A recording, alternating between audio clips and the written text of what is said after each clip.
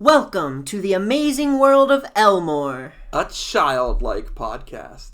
We got it! It's here! Ah. We got the DVD. I hope you don't mind if I make sure it's real. Last time it was a piece of cardboard.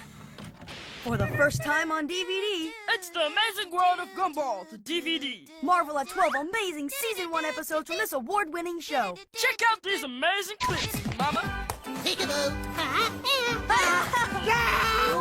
The Amazing World of Gumball, the DVD. Go back to Mama. In stores August 28th.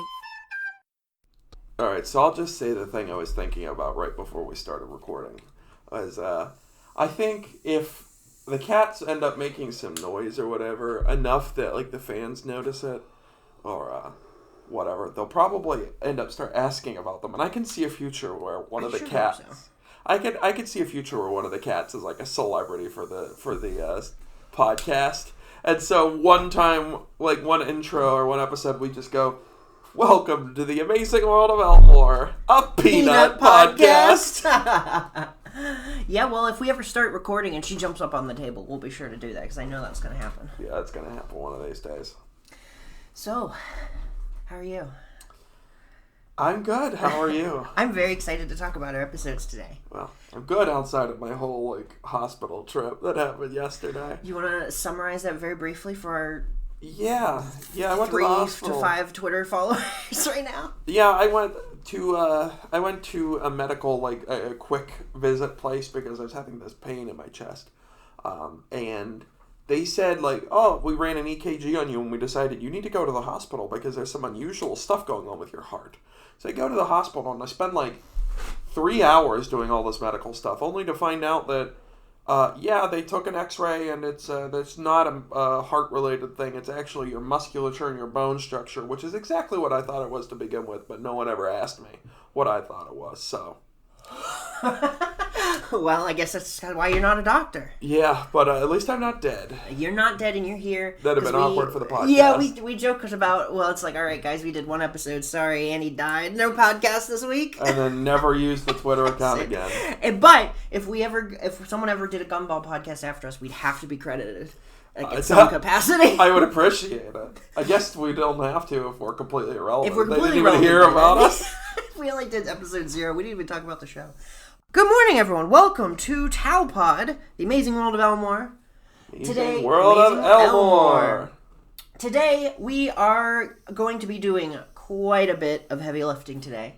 We're going to add a little bit of history based on things that we learned over the last week from you guys, from our listeners, and we got a bunch of research. stuff today. We've got our history / notes, that sort of thing. We've got our rewatches of the 2 separate episodes we'll be talking about today. That's the DVD and The Responsible. And we've also got stuff that you guys have posted and sent to us and that we're going to talk about. Absolutely. Because we didn't really talk about this last week, or we might have, but I don't remember. We were high when we recorded it. We're always high. We're always high. We're always high. We're always high when we're recording it anyway, so there's not really a lot of time to be sober.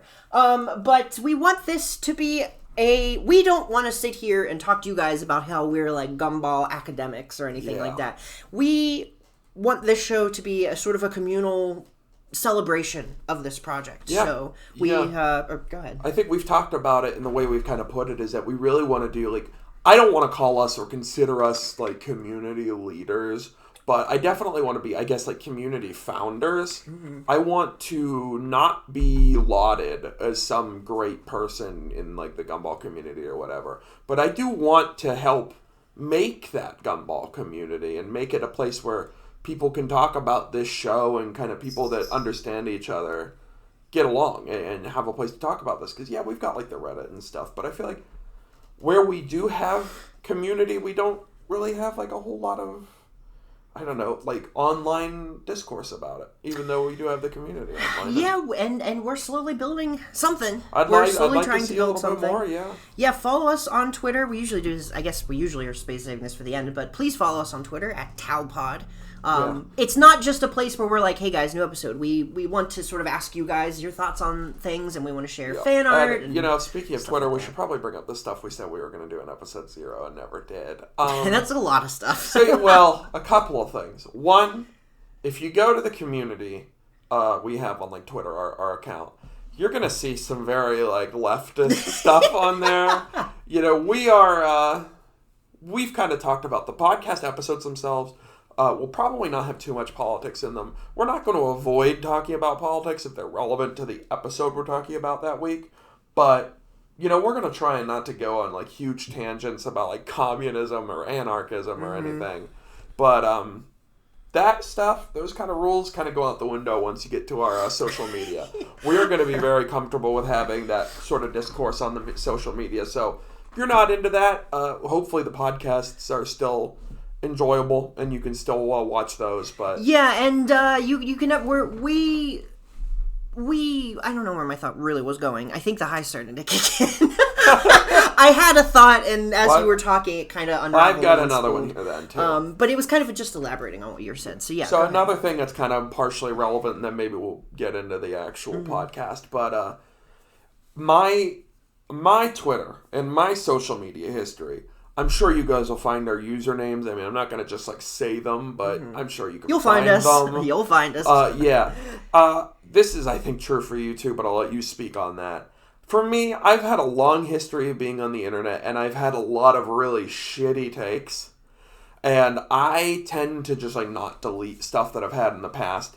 I've kind of reconsidered this philosophy back and forth, but I tend to think that it's generally better to leave your history on the internet untouched, just as, like, a matter of preservation. Yeah. And so you might find some, like, wacky shit that I've said. I mean, I don't ever think I've said something as egregious as, like, the N-word. Yeah. But, but you know what? I fully admit that I may have. I've had a shitty past. Mm-hmm. And I just wanted to get this warning out here now so that we don't, like, hopefully don't get canceled or something. If we do end up saying something or doing something that was, like, really shitty and questionable and cancelable in the past, we have done a lot of personal growth in our personal lives, and, like, at least we feel like we have. Yeah, almost certainly we do not, like, condone or endorse that kind of shit anymore. No, if there's any tweets that are maybe, like, more than a year old, we probably aren't the same person who tweeted those things. And again, we were never, I think we were never that bad people, so, you know, if you don't go looking for, like, random bullshit, it's probably just going to be stupid shit. We grew up in a place that was very ignorant to PC stuff, like political correctness, and so we didn't realize the problems that we maybe were perpetuating with the kinds of things we said. Yeah. But that's neither here nor there. That's neither here nor there. This is not what people are here for. Everyone's already probably jumped ahead by now. Yeah. Let's talk about the show here. Let's talk about the show. Our very first episode today. No early reel. Do we want to add to the history first before we sort of get into it? Yeah, I've got my history here. I figure we're kind of doing history in the extra shit as its own kind of section here, and then we'll talk about the actual episodes. Yeah. So, real quick, if just for some reason, if you are watching or if you're listening to this and didn't listen, I'm going to do that this entire podcast. I'm going to say watch instead of listen. Yeah, but if you didn't listen to the episode 0, we tried to do sort of a big comprehensive history of Gumball. So feel free to check that out. Listen to that first. We're not going to be more. Yeah, there's still a lot that we didn't talk about, but we did discuss it for a while. I mean, this was like 90 seconds of animation, and we managed to talk for 52 minutes. Yeah, so. I'd say that's a success. Yeah, I've got history here. If you're ready. Yeah, I think I've got a little bit of history from Ben Bocquelet.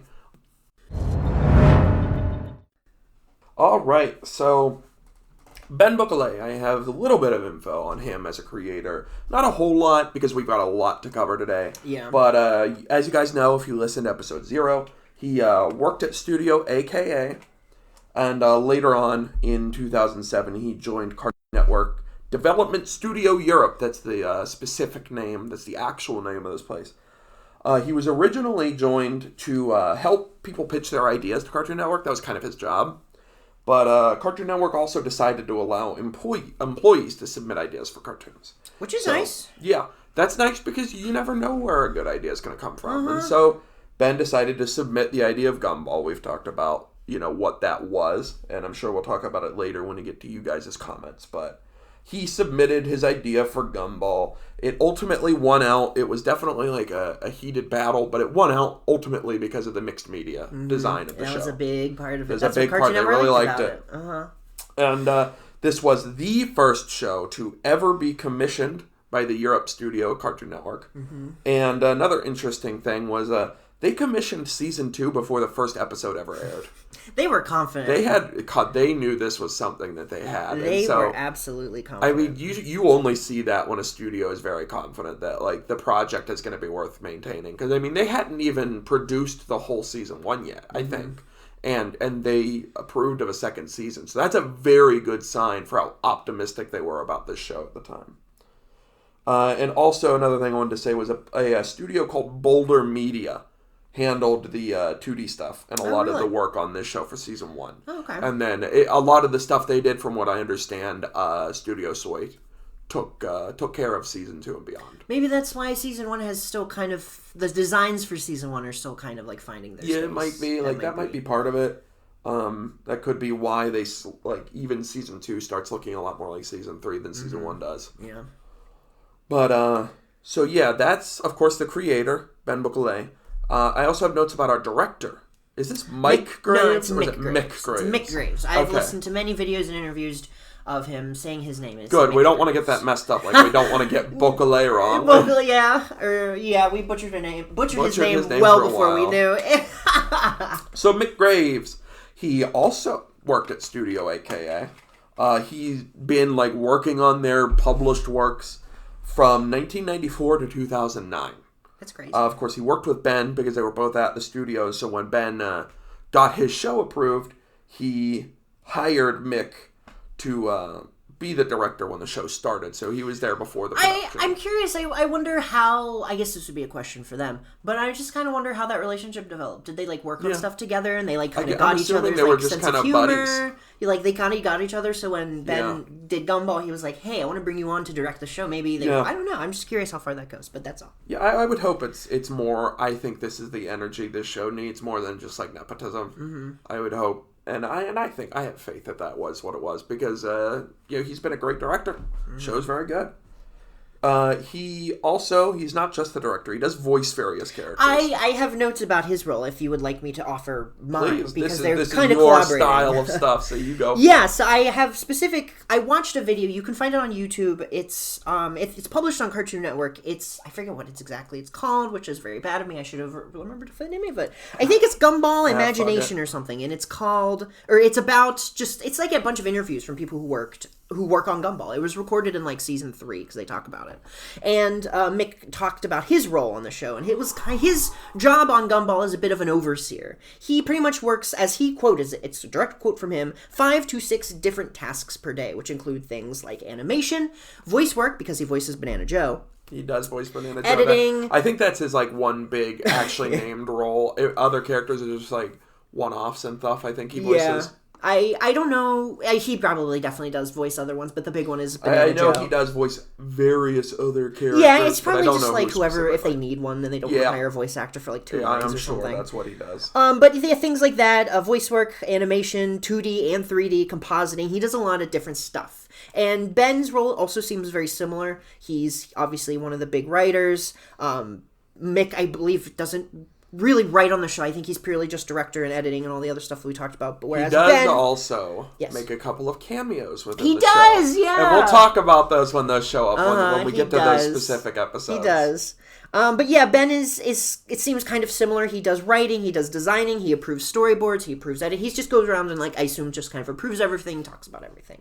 Which is crazy. I mean, for a project like this, I guess that hopefully that is shows the passion of it, I guess. These guys are doing all these different tasks, but I think this is the type of show where the kind of big names really do need to do that. I don't think that that's necessarily optional to get a show quite like Gumball. Yeah, and you can tell that they didn't... What's the word? When you give out a task to somebody, they were clearly involved in every step of the process. Yeah, they were not just bosses. Yeah. They definitely worked alongside the team, and even though they were a big name and these were people that everyone working on the show knows and kind of respects, they didn't just have that boss role where they don't really do anything, but they steal your excess labor and just give out tasks. They do actually work. And I hope that I hope it was a good experience for all the writers and stuff. Based on the videos I see, everyone looks like they were getting along. So I hope it was a positive I know work cartoons environment. can be a stressful environment just in general because you're getting stuff done every week, and it's got you got big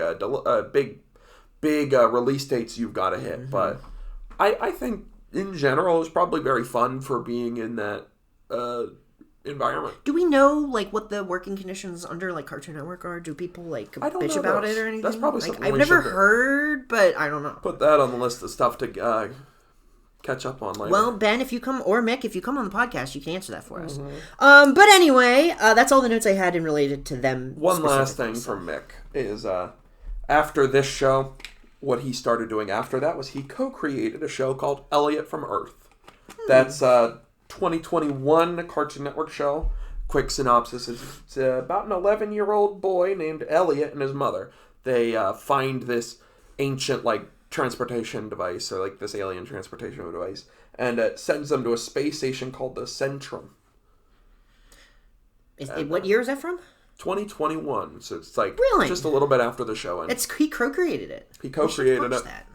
It might be very good. I don't know anything about it. It's one of those situations I'm very curious to see is how much of this was them, Ben and Mick, sort of their relationship together made Gumball versus like is Mick able to carry the voice of the show and you know what I mean? Like, I'm curious to see how different it is. Yeah, because it's like that's one of the unfortunate things about the way we do cartoons and we say created by blank is that it doesn't matter who it's created by. They are never the sole creative voice on a project. And so unless people who worked on it kind of come out and tell the public who was kind of big influence on it, you don't really have a good way of knowing. So it's hard to say, at least from what I've seen online. But I'd like to think that he probably did have a big part to play, given that he was the director. Yeah, absolutely. Also, one last little note I had was in terms of how they described their own writing process, which we've talked about. But it was described in that same video, Gumball Imagination, something like that. You can find the video. Just look up like Ben Bacalé interviews on YouTube. You'll absolutely find it. Yeah, we certainly weren't looking for this particular video when you found it. No, but it was great. It was very useful. But one of the members of the team, it wasn't Ben or Mick, I forget who it was, but they described their writing experiences like somebody just pitches an idea, whether that's Ben or one of the writers, and they go with it.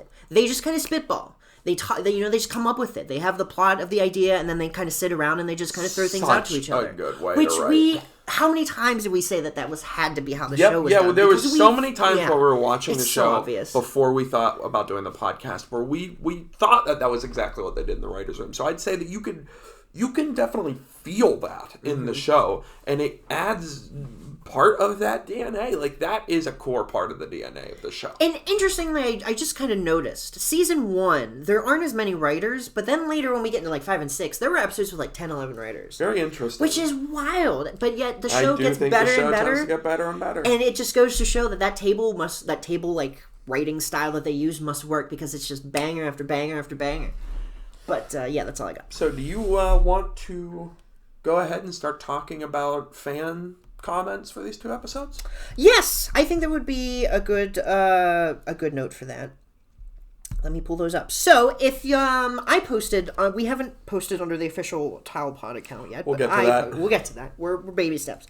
I had posted. I'm going to be trying to do this every week. So if you're on Reddit, check out the r/Gumball subreddit. We do technically have our own subreddit, but we haven't done anything with it. We've basically taken the name, claimed the name. We haven't done anything with that, but if you guys are interested, we can start posting that on our podcast, on our subreddit too. Yeah, so we don't have to spam the Gumball community every week. But regardless, I posted a thread asking people for their thoughts and reactions on the DVD and the Responsible, and we got some comments. So would you like to read? Well, we're not going to go into. Some of them are longer, so we're not going to read them verbatim. But we'll just kind of summarize them. But would you like to read one? I'll read one. Yeah, sure. We'll go with the first one. I think this is nice. It's a very insightful one. So it's by the Guy 789. Thank you, Guy. Talked about the DVD, and you said it makes for a pretty good introduction to the series, but it wouldn't be Guy's pick for the quintessential introductory episode. Says that honor belongs to another episode, so you must know which one he thinks. Ours has always been the choices. The choices. Season 6. That's a great episode.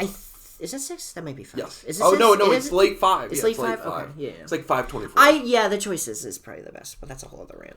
So, Guy, going back to his comment, he has informed us, I'm assuming pronouns. You guys, if you add your pronouns to your comments, we'll use those. We'll respect your pronouns. We apologize if we misgender apologize if anyone, we misgender but you. feel free to add your pronouns. Yes, we're woke. please. But,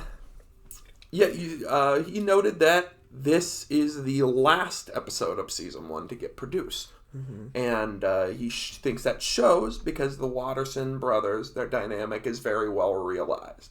And I think that that's true. And we'll get to that when we actually get to the episode. But he basically just appreciated that Gumball's crafty irresponsibility bounced off Darwin's naive sincerity. This is very sweet. Mm-hmm. And it's apparently in the guy's top 10 or top 5. I don't know if that's of the season or the show. They say on the season. Of the season. Well, there you go. That's insane. And but yeah, somebody else had a similar comment. Well, hang on. Guy did talk about the responsible too, so let's get to that real quick. He says that it's, while not terrible, it has a lot more generic and forgettable qualities than the DVD. The dynamic between the 3 siblings feels pretty cookie cutter, and Anais is just the smarter young sibling who rolls her eyes at how daft her older brothers are. It feels like a very standard kids cartoon take on the sibling dynamic, where the younger sibling just exists to show how dumb the main characters are. And but it's not bad. It's not bad. Yeah, I think it's a understanding there. Fine introduction to the series.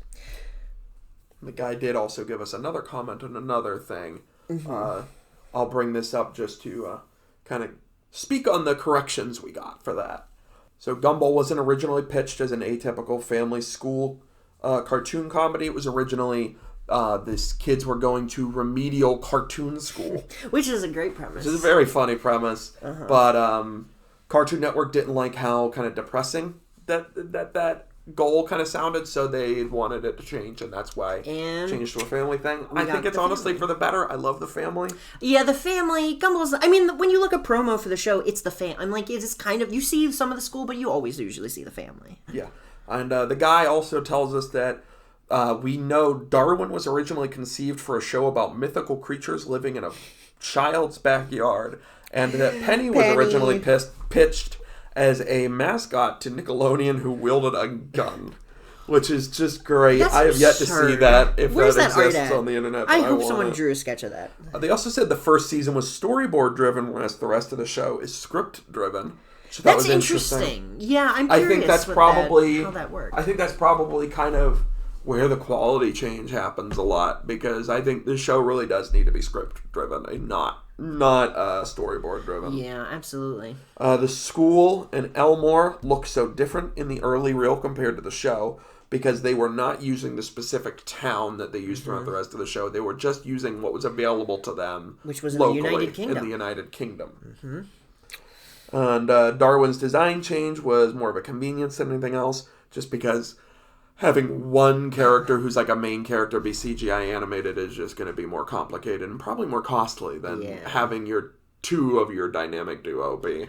I think it's just more in sync too, if they're the same style. And then they also noted that last episode I said that Darwin was black-coated, and this is very good, the way that this is worded by the comment. It was, while I don't strictly interpret him as such, and I would like, that kind of made me realize I didn't mean to imply that as some sort of canonical hard truth or anything, or like an objective thing.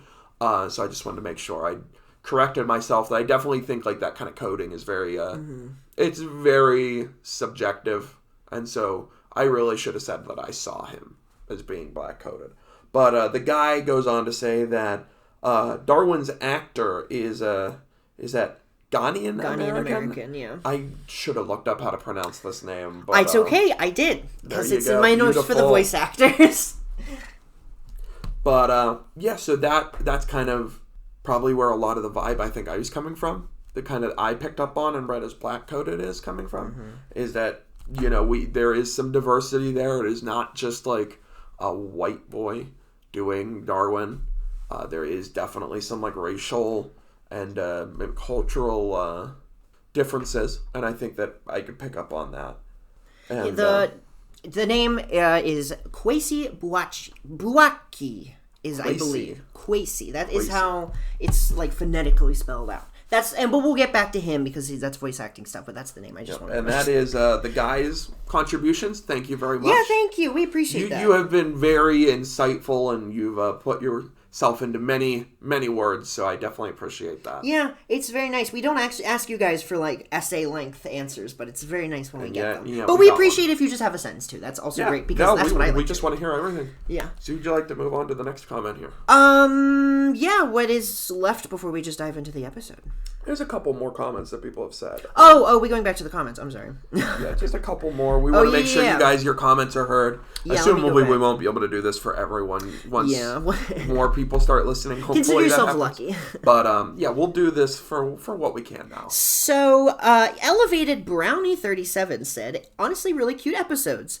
I adore season 1. I seriously adore seeing the little adventures Gumball and Darwin go on, and it's even better when Anais is included. Those 2 episodes were honestly some of the best from the first season.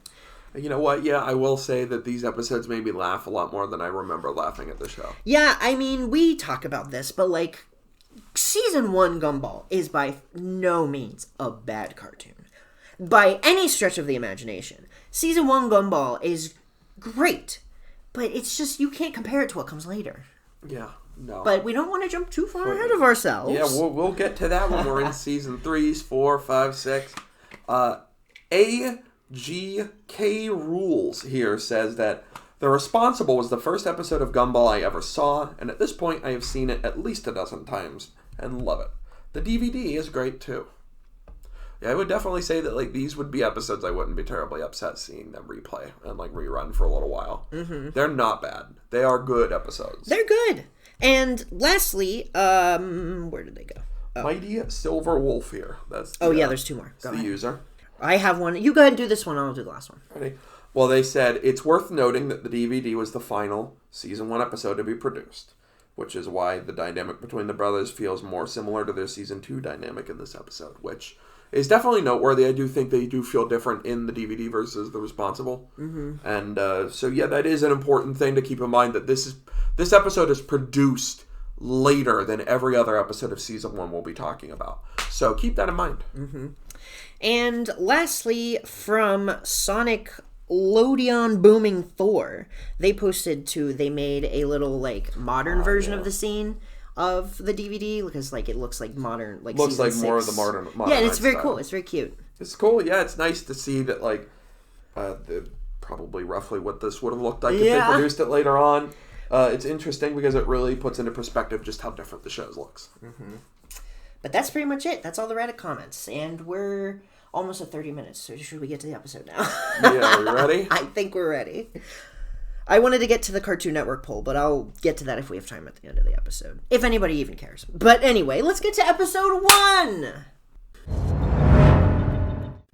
Alright, so first episode of the podcast here is the DVD. Mm-hmm. Now, I have a couple of notes that aren't quite rewatch here, but they're relevant. This episode previewed the show on Tuesday, May 3rd of 2011. This is the first time anyone got to see Gumball on Cartoon Network. Mm-hmm. As a preview, it garnered 2.12 million viewers. That's pretty fun. It's pretty great. That's pretty great. And then, of course, both episodes were shown together as their first official airing on 7:30 p.m. Eastern Standard Time, Monday, May 9th, 2011. The world was never the same again. And it followed an episode of Johnny Test and was followed by an episode of Adventure Time. Really? Yep.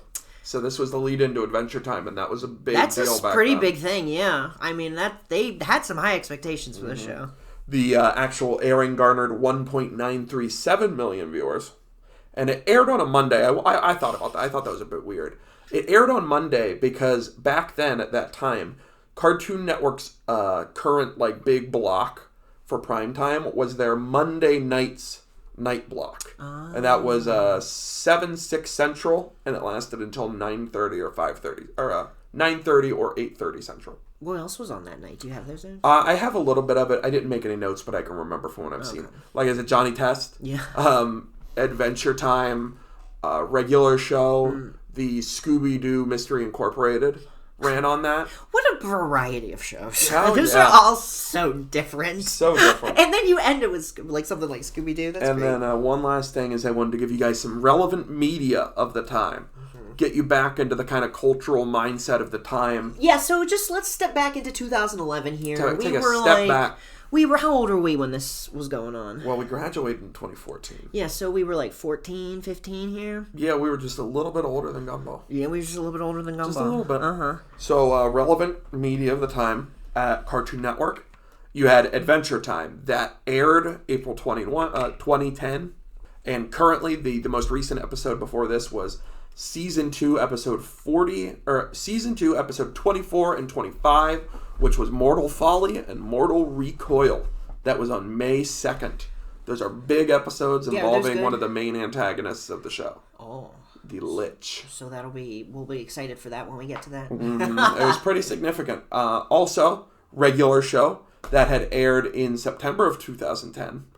And the most recent episode as of the making of this was Season 2, Episode 18, Do Me a Solid, also on May 2nd.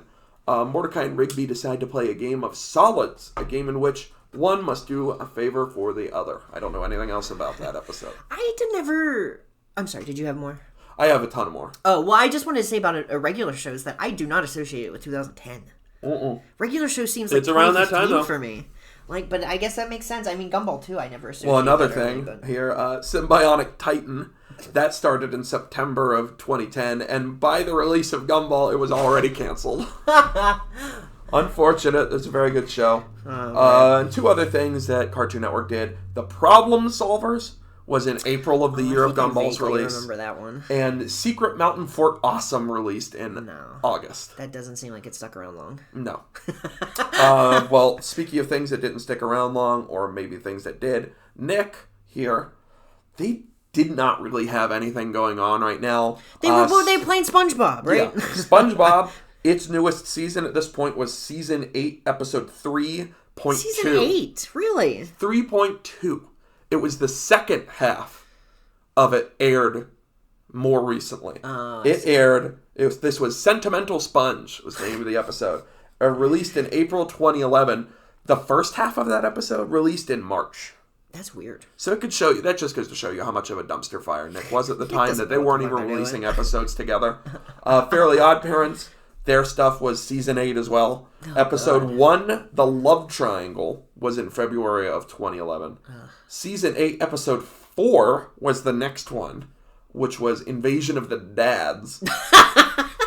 In June. That sounds so stupid. February was episode 1 of this season. June was episode 4. And episodes Dads. 2 and 3 were a special that ran after episode 4. This Nickelodeon doesn't really ever seem to know what they're doing. And the only other relevant thing coming out there was Legend of Korra in April of 2012, so it was a year away. That's cool. Disney was mostly just doing their live action stuff, that really unnoteworthy kind of live action stuff they were doing, like Dog with a Blog. Dog with a Blog. Stuff like that was going on. And the only relevant stuff was Fish Hooks, came out in September of 2010, so that was a little bit after. And then Gravity Falls, is the big piece of media related to that Disney is known for, and it didn't come out until June of 2012. Video games I have here. Mass Effect 2 came out in January of this year. Hell yeah. Little Big Planet 2 also came out in January. Here's a big one. Portal 2 came out in April. Yeah. And weirdly enough, Ocarina of Time 3D came out in June of this year.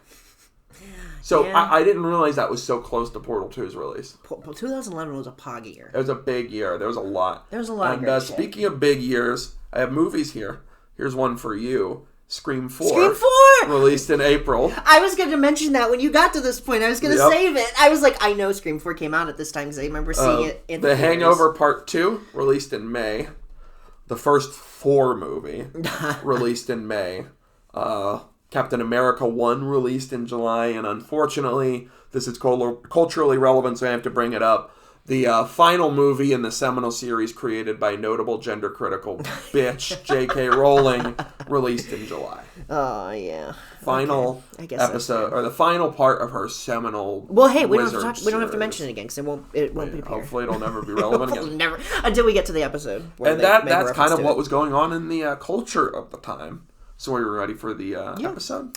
I think we are, and I'm sure our viewers are too. Yeah, I'm sure. They've probably been around here for like an hour already. Yeah, so let's jump into the DVD. Could I mention it was written by Ben Buckley, John Foster, and James Lamont, directed by McGraves, but he directs like pretty much all of them. 3 writers. And That is storyboarded so tiny for the show. by Ben Marsaud. That's very important because this season was storyboard driven. Mm-hmm. So yeah, this episode only had 3 writers, but then the responsible has like 6. So. Oh, there you go. So let's move on to the DVD. Mm-hmm. Where do we start? We open and we see our boy. Yeah, you want to pull it up so we have a visual Yes. reference? You guys are free to watch the episode with our critique here if you want. It's not strictly necessary. But yeah, we start with Nicole and Gumball. Actually, I wanted to mention how absurdly dramatic the intro music is for the yeah. DVD. It's intense. It is very intense. So yeah, we start with Gumball and Nicole. Nicole wants these two to return this DVD that they have not returned yet. It's alligators on a train, and they have apparently watched it 72 fucking times. That's just us with Scott Pilgrim. Yeah, we did that. That was exactly what happened. And you know what? That was around this time too, so. Yeah, it was. And before we go any further, I'm actually going to pause this so we can talk about the voice actors. Yes, please. So, obviously the voice actors are not the same 2 people from the early reel as we mentioned. For season 1, I tried to find as much information as I could about the audition process, but there's not really any of that. But our voice actors, for Gumball, we got Logan Grove, who I watched a couple interviews with him, and he didn't really talk too much about like how he really got involved in this process, but he said that he credits his sister for helping him get into acting. But he's not an actor anymore. He's an actor. You can always come on the show and talk about it. Come on the show and talk to us about it. But he's, I think he's and I may be mistaken, but I think he's like a Marine now or something. I'm not entirely sure. What a weird change. Yeah, he doesn't act anymore. That's sad. But Darwin is voiced by, as I mentioned earlier, I'm gonna pronounce it, Kwesi Buaki. Again, I apologize if I got that wrong. I'm reading it, the pronunciation of it, so I hope that's correct. But he was an actor. He's actually the son of a respected Ghana West African king. Oh, how interesting. Yeah, which kind of ties into that comment we were talking about earlier. Yeah. The fun fact that I wanted to share with you earlier that I wasn't sure if I should save it for now or tell you in person. So I watched an interview where he was talking about just being on the red carpet for Gumball and shit. He starred in a short film about an autistic boy. Oh, boy. Called #Sketch, or maybe it's just Sketch. I saw a hashtag, but it was called Sketch. And the interview, one of the questions that was asked to the interviewer. Now remember, this interview took place in 2011 when the show was airing, when season 1 was airing. She was like, "So was it hard playing an autistic boy?" Oh my god. And he was like, "No, it was definitely challenging and blah blah." And I'm not trying to drag this kid. I mean, this was like 2011. He obviously probably didn't know the language, so absolutely no fault to him. He didn't really know. I just thought it was an interesting little time. Oh, the way you were wording that, I thought he was going to use the R word for us. No. He just said it was definitely challenging, and he talked about how grateful he was. I mean, he was a nice kid. I'm sure he didn't. Nice. That's good. Obviously didn't know the language. Yeah, for those that are unaware, which I guess would be all of you, I am autistic. It is confirmed. I've got like a diagnosis of it, and I love it. I love watching whenever media tries to portray autistic people because it's always so funny. We should watch that movie. Yeah. We'll watch that movie, but we won't watch it on air. So. Oh, and I did see a video of him talking and like in current day, and he was obviously a lot older, and it was just interesting because it was kind of like, is this what Darwin would sound like now? Because he was like maybe like 19 or 20. It's just kind of an interesting. That's very cute. Thought. I was like, huh. It's interesting. Makes you wonder. Yeah, I definitely do wonder what these kids sound like now, what they look like. And Nicole, we'll get to Nicole, since she's in the scene as well. She's also a very important part of the show. I'm not going to get to whole family. I'll save the other two for the responsible. I think what I'll do, since I guess voice acting will just kind of be the thing that That's I will do. That's your thing. That's your shtick. I'll just introduce the characters as they come along. I'm not going to obviously go through everybody. So, Nicole is voiced by Teresa Gallagher, who is a very experienced voice actress. She's done lots of shit before Gumball. She's done a lot of shit after Gumball. But here's all the characters that she voices in the show. You ready for this? There's a lot. Nicole, obviously, Penny, Mrs. Robinson, Jackie, who is Tobias's mom. Terry. Terry. Polly. Polly. Mrs. Markham. Who is Mrs. Markham? The nurse, the Band-Aid nurse. Oh, that's great. Siciliana, what is the name of the pizza woman? Siciliana. You didn't have to tell me that. That name couldn't be anyone else. She voiced Carmen, but only for season 1. Only for season 1. And the book doctor. The book doctor. I was like, who is that? It's just the blue book, who apparently is a doctor, and they have googly eyes. That's funny. She voices that. But here's the trivia I was excited to tell you. She voices, I guess, 2 characters in Xenoblade Chronicles 2. Oh, hell yeah. Who does she voice? She voices Queen Raquara. I don't know who that is. And Azami. Asami? It's A-Z-A-M-I. A-Z. Copied those straight from Wikipedia. One of them is I don't know about the Queen. That might be like an important part of the story. R-A-Q-U-A-R-A? It does not ring a bell. Okay. I remember the main character. It's been a long time since I played it. I played it when it first came out, so... But the other one sounds like it's probably a summon, and I didn't get that summon, so I don't know. She's in there, but I still thought it was awesome, interesting. though. I am so glad. But that is all the voice acting stuff I have for this episode. Larry's also in here, but I wasn't sure. We'll get to him when we have an actual stuff, Larry episode. Yeah, okay. We don't need to talk about that. Not on such a loaded episode. I have the notes for him, but we can save them. We'll save them. Yeah. But yeah, so back to the animation and the plot here. Gumball is such a bitch right from the very beginning. Right from the start. He's like, why don't you do it? He's so catty. He's so just like, yeah, you do it. Yeah, she was like, oh. And then he talks back to his mother. Yeah, she gets pissed. She punches the door. You know what? She would never hit them. She'll hit the door, but she won't hit her kid. Yeah. She uses a little fear in these Also, kids. I thought it was really weird that Gumball's hanging around the house with no pants. Well, they addressed that. Do they do? Yeah. Well, yeah, I guess he did miss. Yeah, I didn't think about that. Because he's like, I've not been wearing pants for 3 weeks and no one noticed or something. Well, he's wearing cardboard. Yeah, they're wearing the cardboard pants, yeah. I guess that makes sense, actually. I just thought that was kind of weird because we don't usually see him in his underwear. No, I don't think he really ever does that. I think later seasons, he'd be more comfortable wearing, like, trousers around the house. He wouldn't wear it just in his underwear. So, yeah. Oh, I do have another thing. Can you pause right yeah. now? So this is a random thing, but I was looking at the stuff in the background, and of course they have the family photo. They also have a picture of a unicorn. The unicorn, yeah. And I was like, why did they have a photo of a unicorn in their like right beside the front door in the living room? Well, that must have been Anais's, right? Something like that. But then I thought, do you think that poster inspired Richard to get the horse in season 6, episode 24? The subconsciously, ad? I hope so. He was like, he saw that and he was like, I want a horse. I want a horse. And went and got one. Yeah. Yeah. I don't know. I've seen that. That was one of the things I was about to mention. That's great. It's very memey looking. It is. Very meme kind of, and which again, the show is very in tune with meme culture. Yeah. So. And then so they cut to the boys in the kitchen. Well, Gumball walks into the kitchen, and Darwin is using the DVD as a pizza cutter. Yeah. And then Gumball lectures him, is like, you need to take better care of these. And then he uses the scratchy side of a sponge to clean it off. I wanted to mention, this kind of ties into sort of an overall note that I had, but just the language that these boys use and the look of the house and how middle class this family is, like, right away. Yeah, I definitely have a note about that later, too. I'm more so in the responsible than this one. I have notes about that, but I wanted to mention that. Because, like, they talk about, like, the scrubby sponge, and it's just very, like...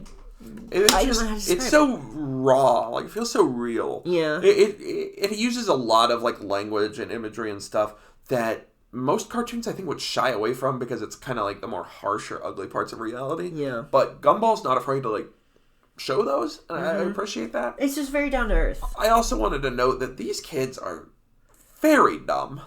Do you think these kids would be this irresponsible with a DVD later on in the show? I think they grow up beyond this. Yeah, they definitely well could.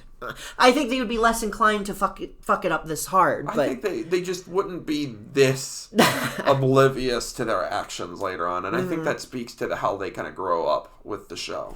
Oh, when he's flipping through the TVs, one of the state channels you hear is Daisy the Donkey. Oh, that's cute. You can hear it very briefly. Yeah, we do. It's a cute little detail. Yeah. But yeah, they obviously fuck up the DVD. It's all torn to pieces. So then Gumball's like, "Oh great, we can use cardboard." And I do want to say, when the DVD actually breaks, I thought it's very cute. These boys are so comfortable crying together. Yeah, They're so comfortable expressing that like sadness, emotion, and crying, which is such a positive representation of young boys because of how strongly they're enforced like to not cry and to be tough and all that. So I really appreciate that. Like, Gumball's just stressed out by this situation, so he kind of cries a little bit. And I think that speaks to Nicole and Richard's parenting. They definitely want these boys to cry.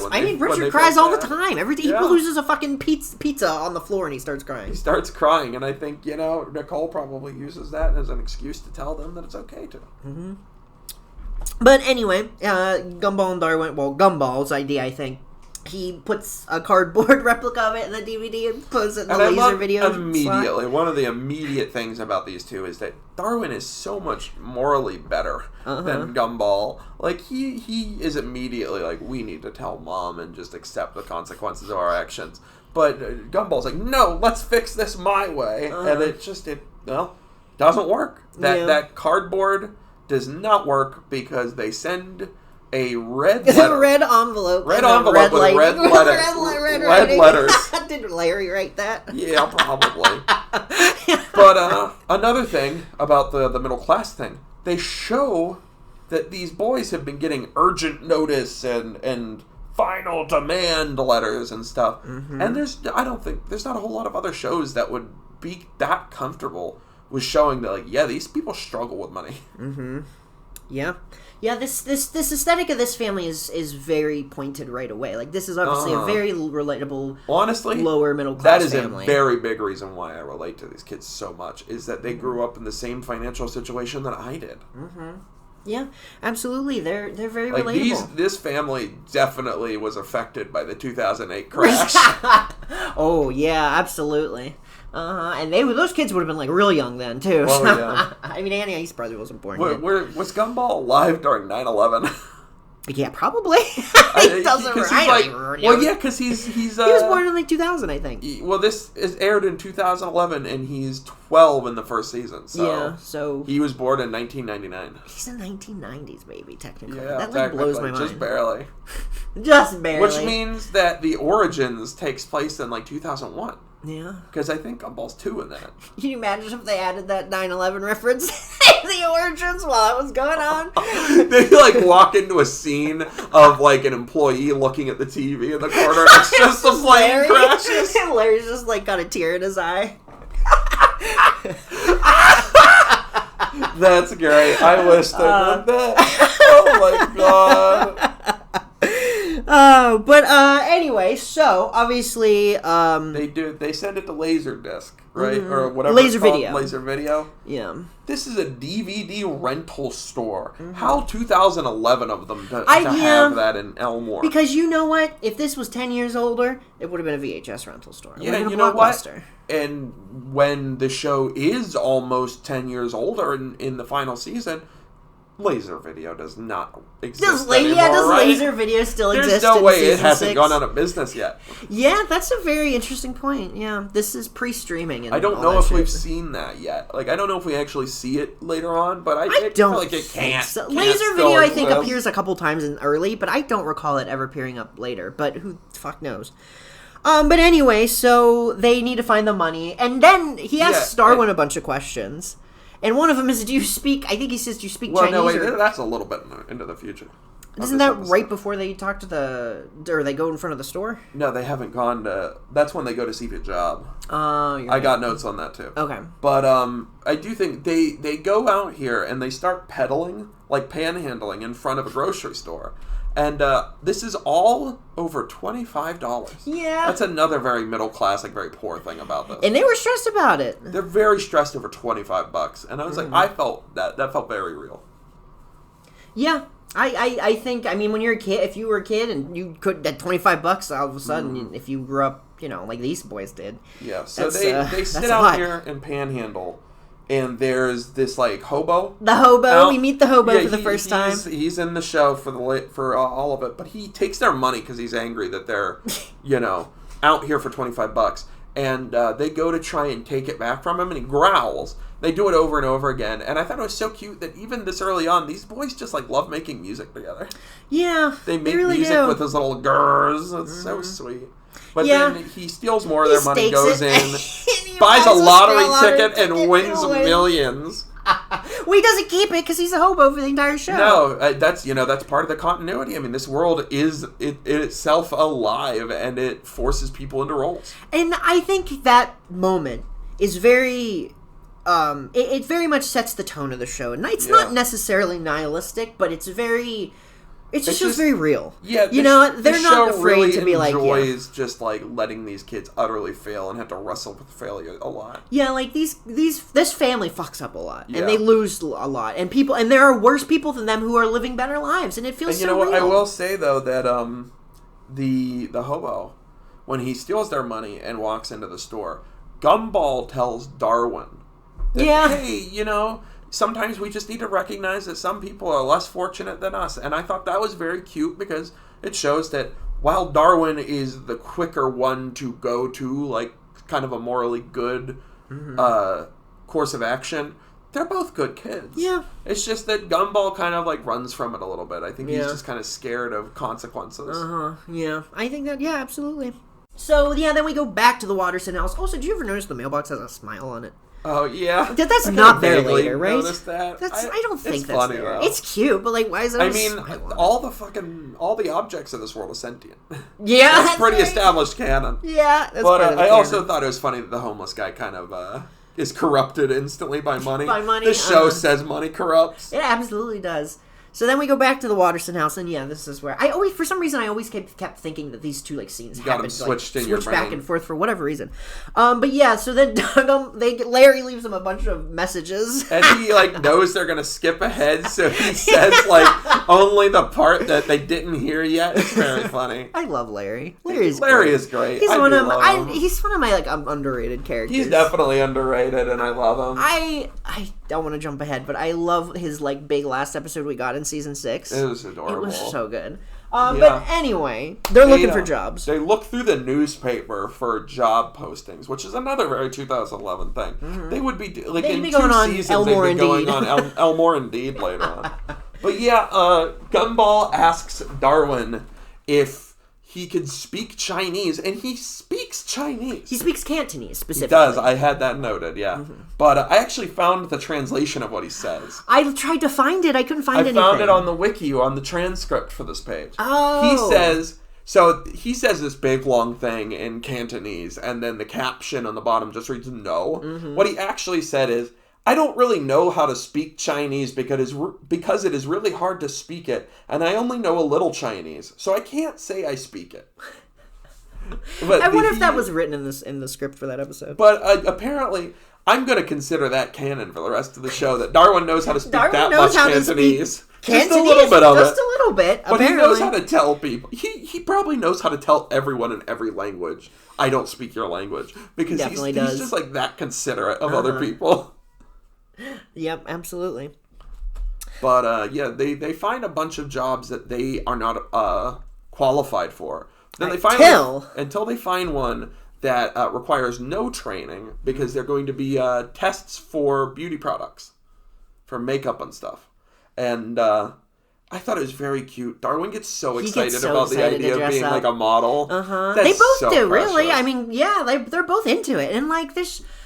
I love that. This show's so queer. It's part of the very queer part of the show is that these characters, you can tell from the beginning, neither of these boys are a straight cis het boy. Mm-hmm. And then he sticks his hand in Darwin's skull and it goes you hear it squish. It's gross. It is so gross. He does have cheekbones, apparently. Yes, he does. And then we cut to, I don't know where this is, some makeup lab. It says the makeup machine on the machine. Is that a mirror? Yeah, I guess it must be a mirror. And it's just a real, doctor's office.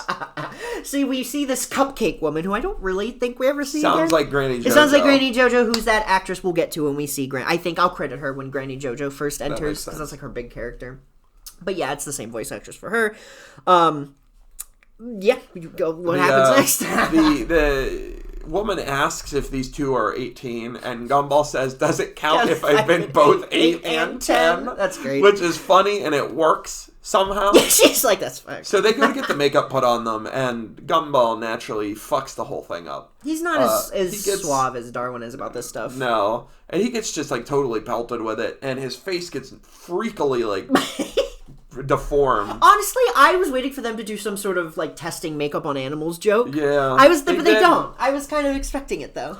But I do love that. Like here, Darwin says, "Oh, maybe it's because of my perfect skin," and he kind of turns back and then reveals his face when he says "perfect skin." Mm-hmm. And I just thought that like if they were to do that joke, if they were to play that joke in the later seasons. They wouldn't have. I don't think they would have framed it that way. I think they would have had him like turn around and he would have had like an actual woman's face or something. Yeah, he absolutely would have. Yeah, he would have had like a beautiful model's face. Yeah. But Absolutely. I just thought that was funny because they did not do that this time. But that's definitely the way this joke was told later. Yeah, they don't go as wild as they do. But you know what? It's great. But they do smear Gumball's face. That's my favorite which is image. So funny. If we uploaded these on YouTube, these podcasts, that'd be the thumbnail. Yeah, that's definitely my favorite. Like. Drawing from the show, or not the show, but this episode. Yeah, I think probably both of these two episodes. Mm-hmm. It is very funny. Like his eyeball is kind of gradient; it's like completely smeared. And then the cupcake woman walks back in and is terrified. And we get one of the things that the show does so well, which is when it just cuts to someone starts screaming and then it cuts. It's so funny. It reminds me of Smiling Friends. It Smiling does. Friends does that a lot. Yeah. But it's so fucking another funny. thing I wanted to note. I didn't note this. I completely forgot. But there's one of the bully kids, or like one of the bad kids in Elmore, is a cupcake. Mm-hmm. And I wonder if this is these two are related somehow. Yeah. Typically, when people are like the same species and it's not something very generic, they're related somehow. Yeah. Typically. Yeah. I don't know. Because it would be weird if they had like another like cupcake thing. Like, why would they have added another one? So who's to say that might be that cupcake's mom or grandma? Cupcake Kid's grandma works at the makeup place. At the makeup like research institute. Should we? I was wondering if I was going to mention this to you. Do you think we should have like a funniest like moment of the episode or something? Like, what do you think would be like our picks for like the funniest moment of this episode? I didn't think on that much, but I can tell you for the DVD, it's probably that. That's what I was going to say. The smeared face. The smeared face funny. and that just little and bit. I do know what it is for the responsible.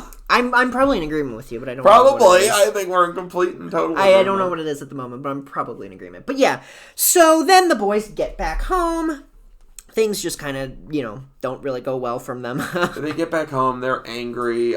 They can't get the door open because there's so many final notice letters on the other side. Also, I'm sorry, I didn't mean to cut you off. Just wanted to mention off real quick.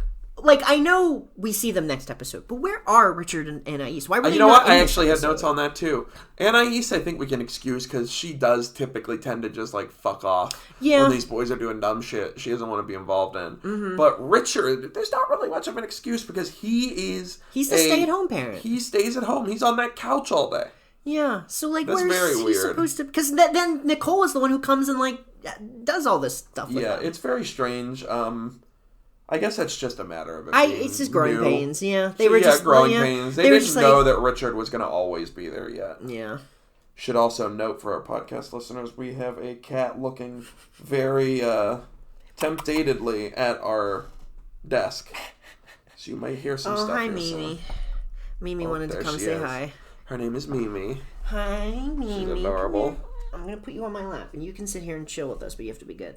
Gotta be good. We're recording the podcast. No, you can't go on the desk. But she wants that she microphone wants to be on the desk somehow. so bad. But anyway, they go home. There's a bunch of letters there. Yeah, and they get a phone call from Nicole, and Nicole calls them up, and apparently her mom senses are tingling. She can tell that they've done something bad, and I think we probably have this both the exact same note. The Rainbow Factory is a lot more sinister than I remember. Yeah. She has a thing on her, like, wall, like on a corkboard or something. It's kind of thumbtacked up there that says, no drooling, no passing notes, no daydreaming, no sneaky eating, no sudden moves.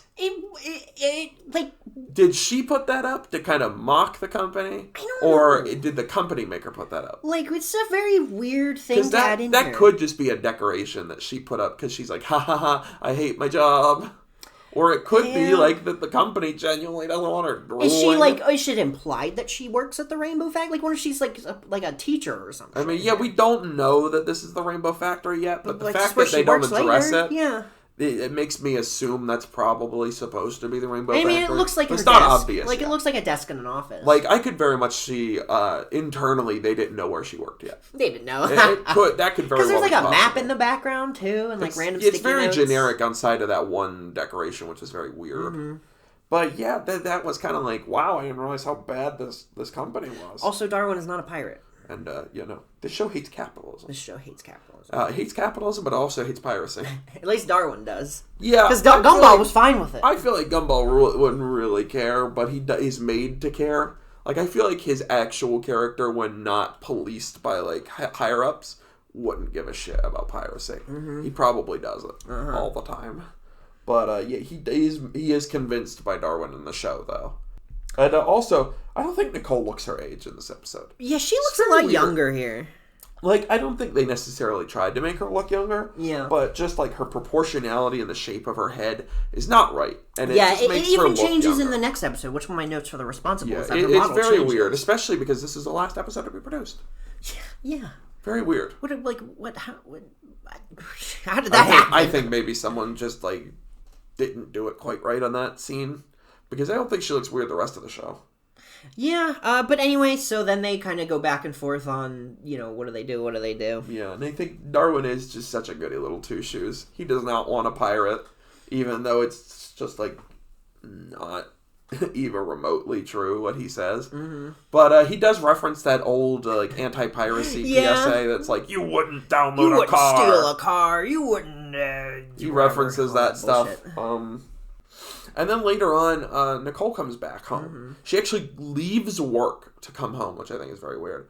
But her kind of mom instincts kick in, and she starts sniffing around like a wild animal.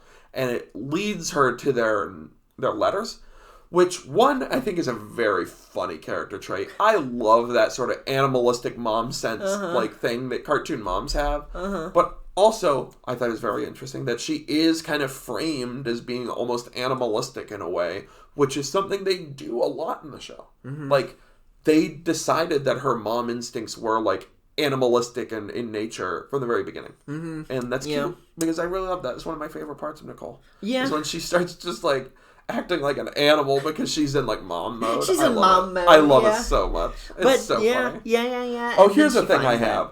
This is going to take a little while, so you might want to pause it. So the boys leave their yard, their backyard, their fenced yard. They have a fenced yard, which is interesting. In a shed. We do see that shed. We do see all that stuff later on, but it's just interesting because I never really thought about the fact that they had a... They don't do much out there. But they leave their yard from the backside, hopping the fence, and that leads to another backyard, which already doesn't make much sense, unless maybe they're close to the corner of their road. And so it just happens to line up with another person's yard. Or if it's like, maybe there's like two roads. There's like two different roads and there's a house on but each here's side. the thing. They jump into their neighbor's yard. And the next scene, they're running from the left side of the house to the right. Not towards the house. So the other house must be facing a road that is not parallel to their road, but it's perpendicular. I think... which also then leads to more houses. So I was like, that's kind of weird. I can't really picture how that actually looks, Well, I think I think that's just that's maybe logic. just a continuity kind of error. It's just cartoon shit. Yeah, like that's just them again kind of fucking around with shit. The second yard that is not theirs that they go into, the third yard if you count theirs, is Penny's family. Yeah. The Fitzgeralds. The Fitzgeralds. Is this the Robinsons? I don't think yard? they live that close to one another in the rest of the show. They don't really show it. Gumball walks to her house, but they don't really ever show. I feel like it's implied that it's a bit of a walk, though. Yeah. But they do apparently in this one, and also that house is not their house. It doesn't have the sliding door that it does not have the sliding door that they have later. Do they have the pool later? I assume that they probably have a pool. Also, I guess that shows you that Penny's family probably has more money than Gumball's.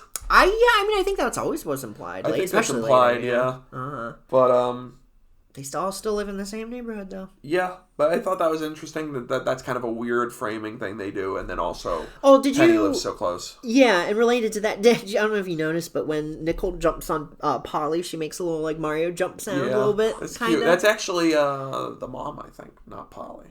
Is that the mom? That's what I've seen. That's what I've Polly. seen on the wiki. That's what the wiki Oh, determines her to really? be. I looked so tiny. I thought it was Polly. I mean, I guess it could have been. Like I got the big eyes. I guess It's hard to say. It's hard. I assumed it was Polly, but yeah, I guess that makes sense. I don't remember her mom's name, but the wiki has that. I didn't. The wiki didn't make that mistake. I did.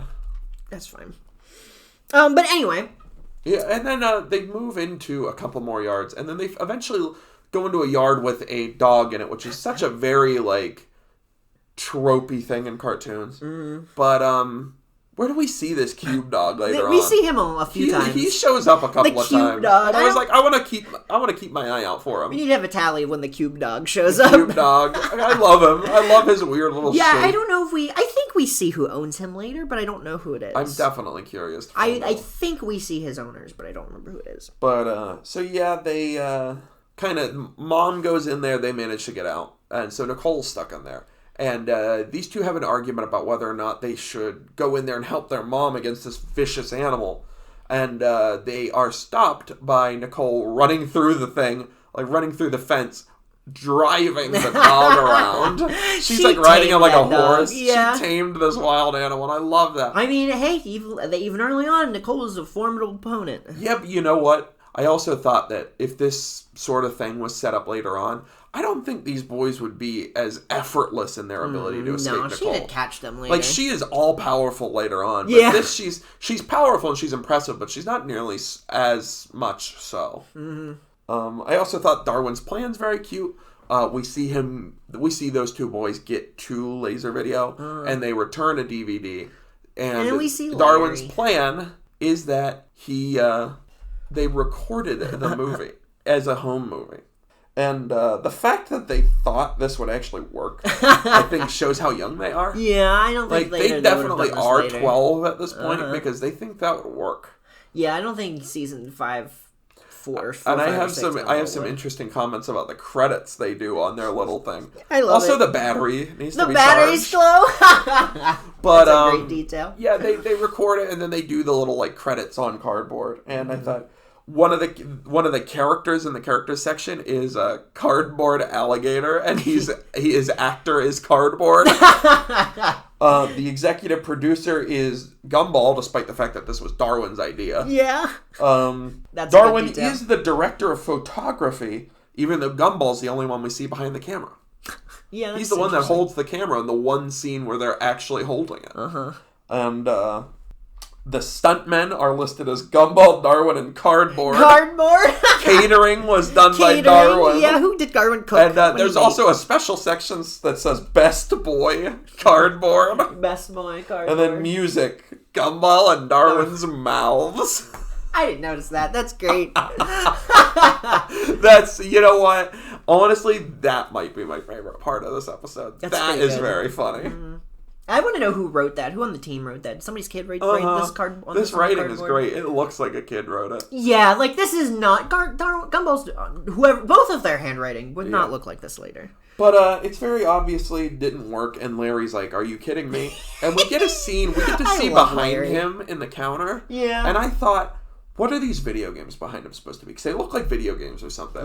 And they look like there's a bunch of PS4, like a PS. There's a bunch of white ones, game. And those are probably Wii games. Yeah. They look like Wii games. I think the other ones with the blue plastic are actually meant to be Xbox 360 games because 360 games come in green plastic, and all the other consoles came in like white or clear. So the fact that it's colored plastic implies to me that it's probably the Xbox, because the only other console I know that does that is PlayStation 4. PlayStation 4 came out in 2013, so it wasn't out yet. And on some, not all, but some Xbox games, the spine has a little white section where it has the Xbox 360 logo. And on these, there's a little section of like black with some writing on it. So that's probably meant to be the logo. Mm-hmm. And so I think it's just kind of like an inversion of the Xbox 360 cases. But I do think it's very interesting that these end up looking a lot like PlayStation 4 games, despite the fact that PlayStation 4 wasn't out yet. They really do. It's really weird. It's a cute little detail, though, which is nice. Hello again, Mimi. Hello again, Mimi. Welcome back. I love Larry. Do you have anything to say to our listeners?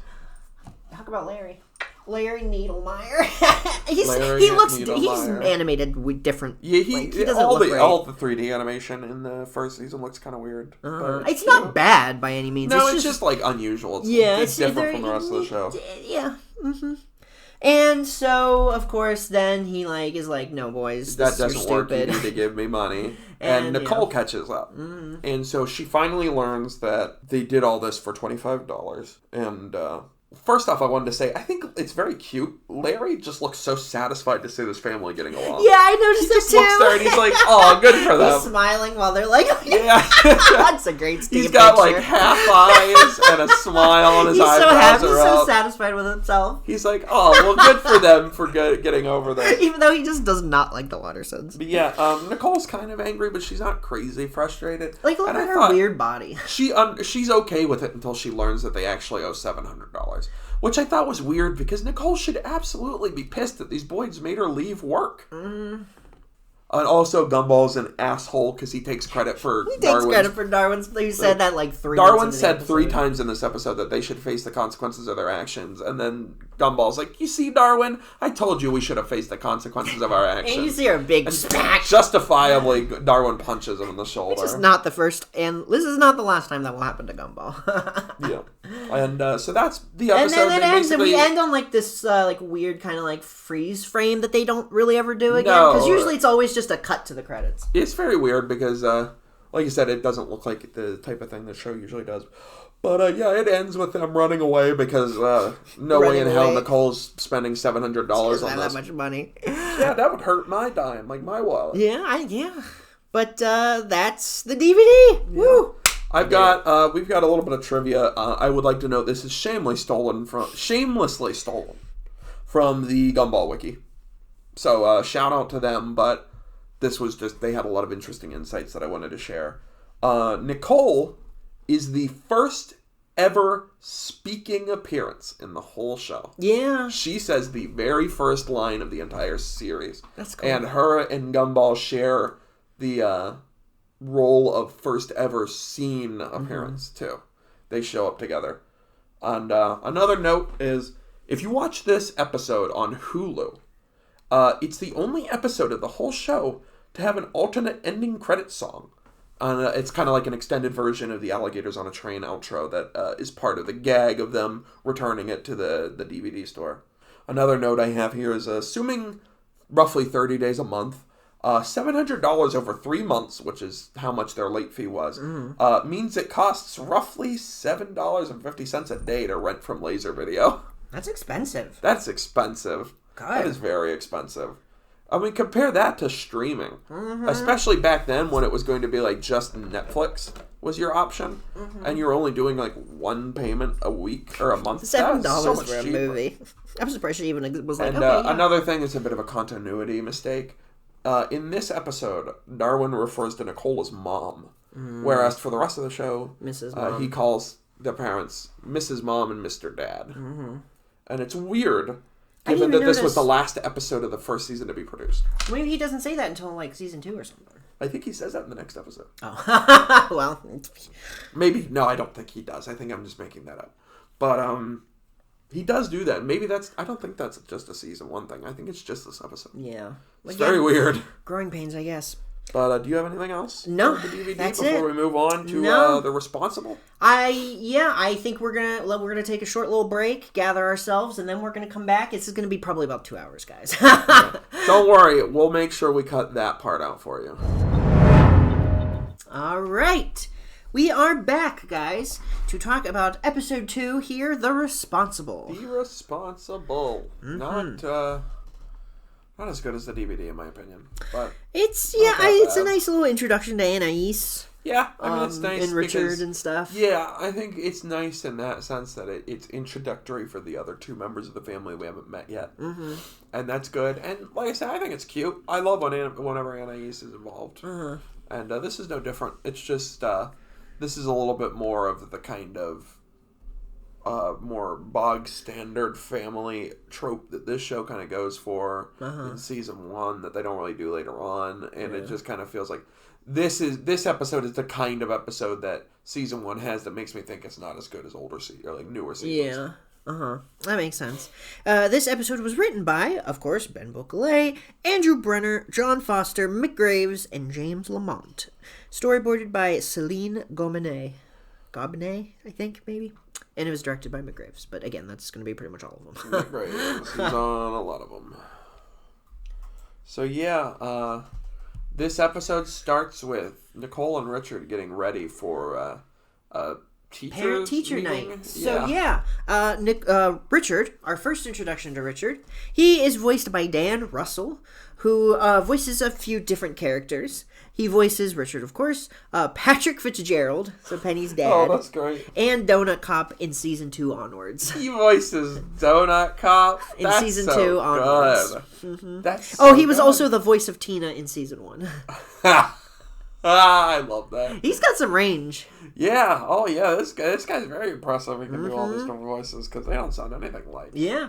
But this is the first time we actually get to meet Richard. He and Anais were not present, as we mentioned in the DVD. But they are here and this now. pretty much quickly establishes kind of their dynamic and their relationship. Yeah.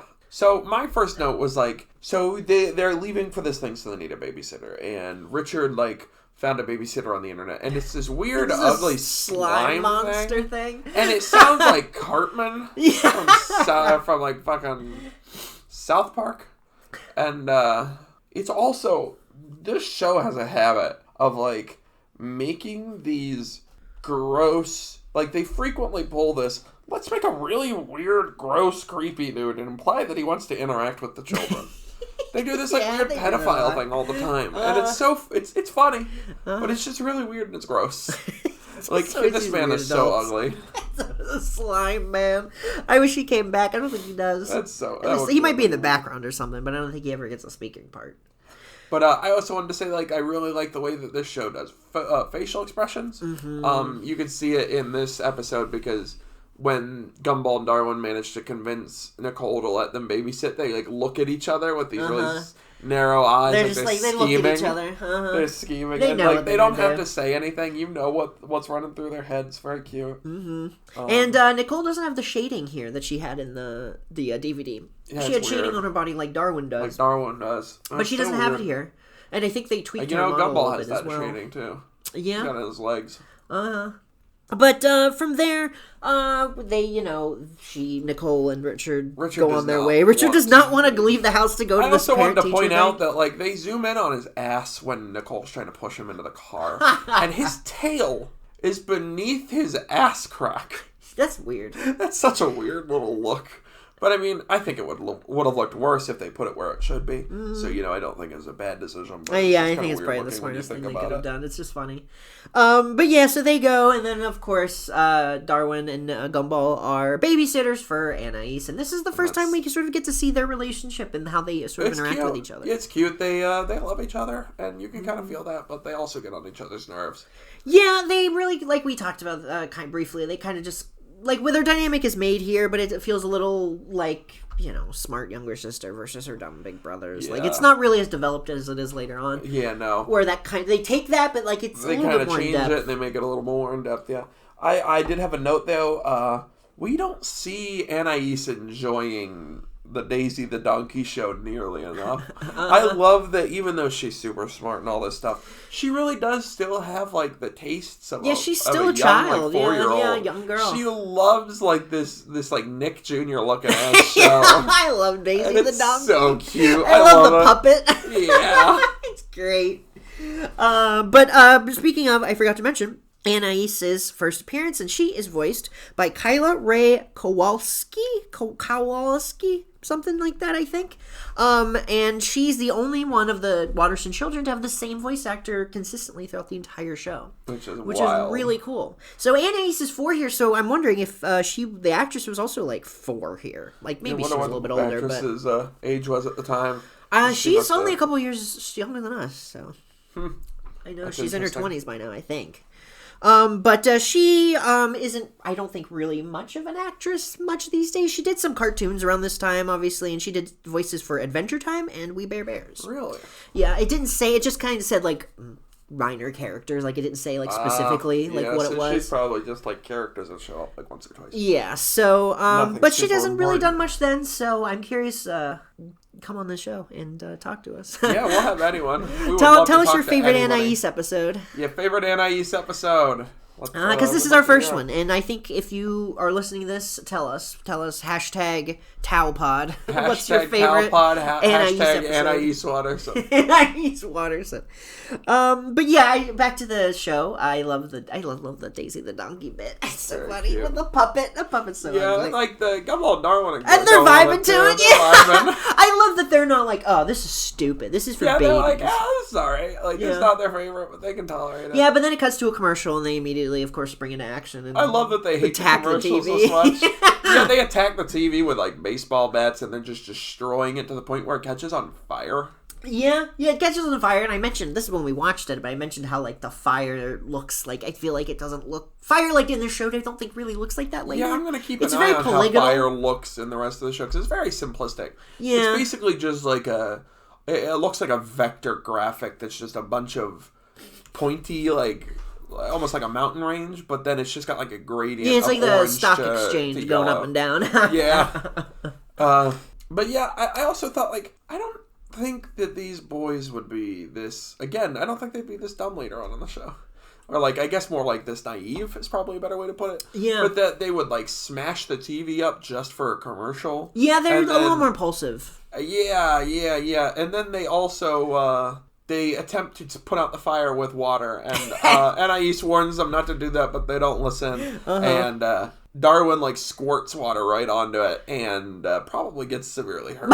Yeah, probably hurt, yeah. I wanted to mention here, I love, we talked about it a little bit in the DVD, but I just love the way the house feels so down to earth. Like, I just love, like, how there's something, a wood paneling wall. Yeah. You know? And, like, the couch looks, like, very old. Like, it looks like it's, like, given to them or something. It all looks like it was cheaply found. Yeah, like, look at the same, like, a rug on the ground and stuff. And their TV is very old and, like, kind of outdated for 2011, but... Yeah, and they have one of those old-looking stereos, too. Yeah, it's very And, like, the couch just looks very hand-me-down. It looks like something they found on, like, Craigslist. Yeah, and I love those little details. It just makes the world feel so much more real. It makes their economic situation just so evident, and I love that.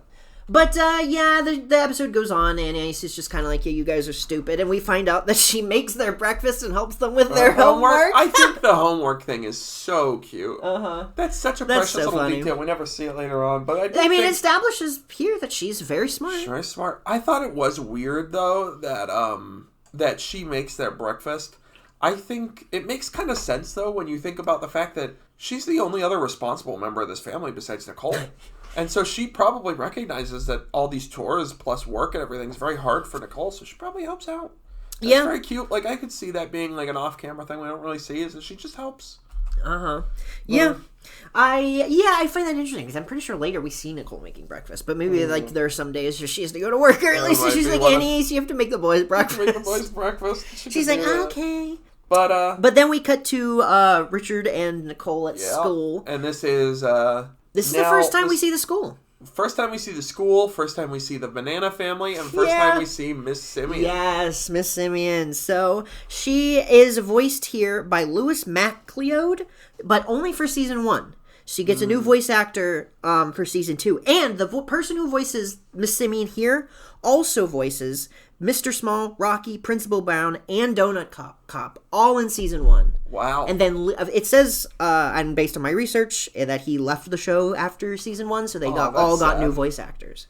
which explains why their voices are a little different here, because it's definitely not what we see later. Also, I don't know if you've noticed, but her design is very different as well. Her design is very different. It's much darker. And like her face has like no color to it. It's all like her dress is white. Really dark. Like, she's a pink dress later. Yeah, it's weird. I definitely like her season 2 and beyond design. I mean, it's fine. I think they give her a little bit more. They make her look a little less stereotypically. She looks like a little evil. Bit more just like alive. Yeah.